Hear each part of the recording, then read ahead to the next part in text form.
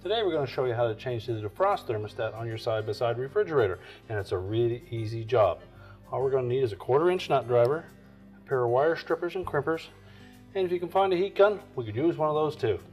Let me show you how we do it. Now before we begin this repair, the first thing we're going to do is to disconnect the power to the refrigerator, so pull it out far enough to remove the plug. Then we're going to open up that freezer door, and we'll remove any items that are on these lower shelves. And then we'll remove the shelves.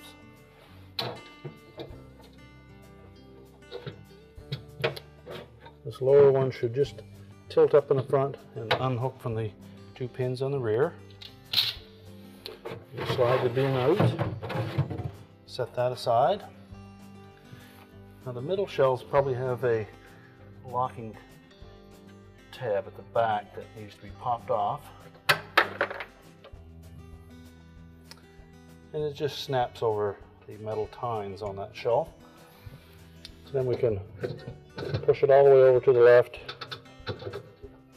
so it disengages, and then pull it out.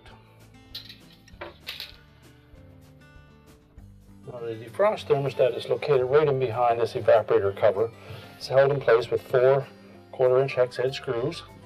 So we'll just remove those screws. With all 4 screws out, next pull that evaporator cover straight up and tilt it, and pull it right out and set it aside.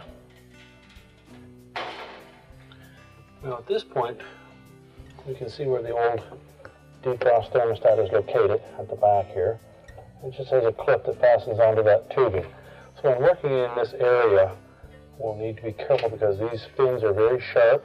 And they may be built up with some ice right at the moment, and if so, just take a hair dryer and gently melt some of that in this area so that you can actually access that part. And we're just going to push it straight off the back of the tubing, pull it out, and then we're going to cut the leads fairly close to the thermostat, and then we'll splice in the new one.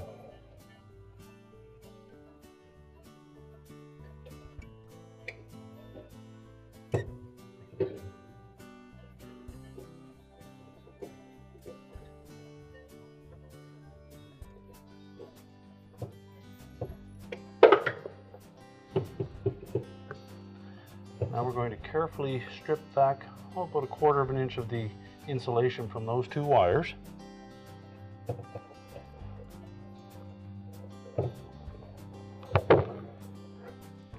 And of course we want to make sure that we just take the insulation off the wire and not any of the copper.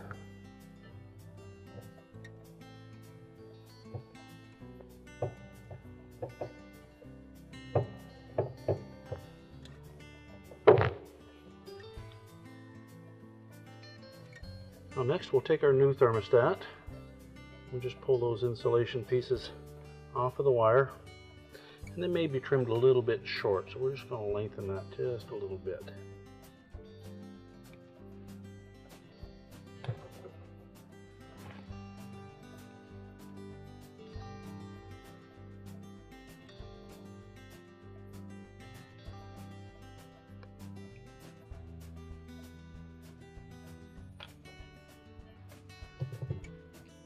We'll just twist that copper so it's nice and tight.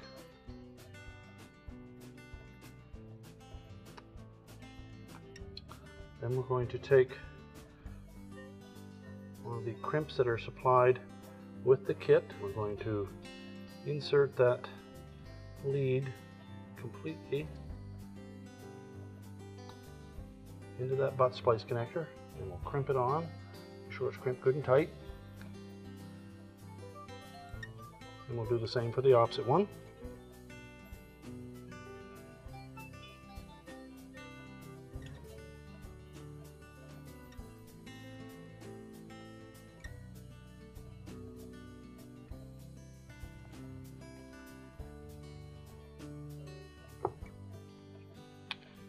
And next, we'll want to slide these 2 pieces of heat shrink tubing over those connectors, one over each of those leads.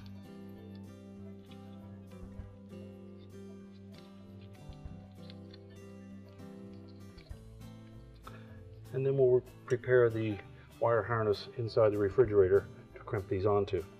Now the best method I've found for crimping these butt splice connectors in place in a tight situation like this is I'll put my crimpers on the butt splice first, have it lined up right where I want to crimp it, and just keep a little bit of pressure on it. And I'll position it over the wire and then make sure that that wire goes all the way into the butt splice. And once we've got it completely inserted, we'll crimp that splice in place.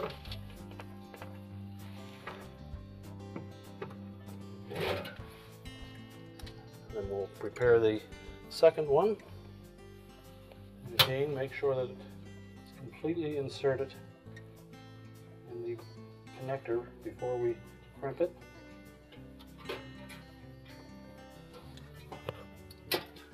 And if need be, straighten that copper strand out. Now I'll check both of those connections, make sure they're good and snug. And now we'll slide that heat shrink tubing completely over that joint, and with a heat gun we'll melt those into place. Now with a heat gun, we want to be very careful around the inner liner of this refrigerator. There's a few seconds of heat on that will melt it and disfigure it, so very carefully position our heat gun.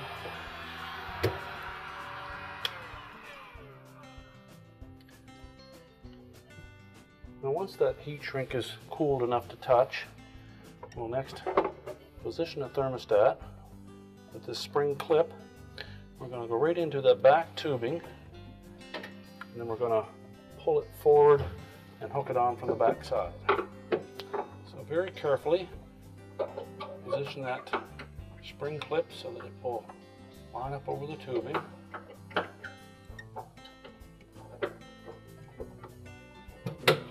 And snap it into position. We're going to tuck the excess harness just up above there so it's out of the way of the heater.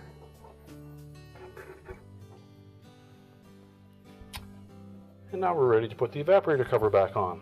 So just position it across the face, slide it down behind the shelf rails, and we'll line up those 1/4 inch screws.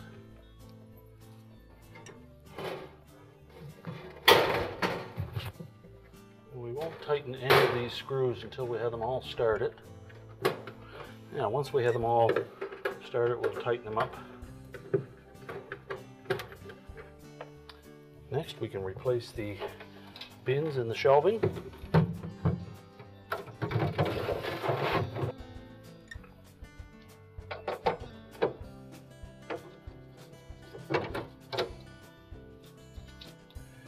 And with the middle shelving, again we'll insert the shelf to the left first, push it over as far as it'll go, bring it over into position, and then snap our shelf lock onto the rear. And now we're ready to reconnect the power, and our repair is complete.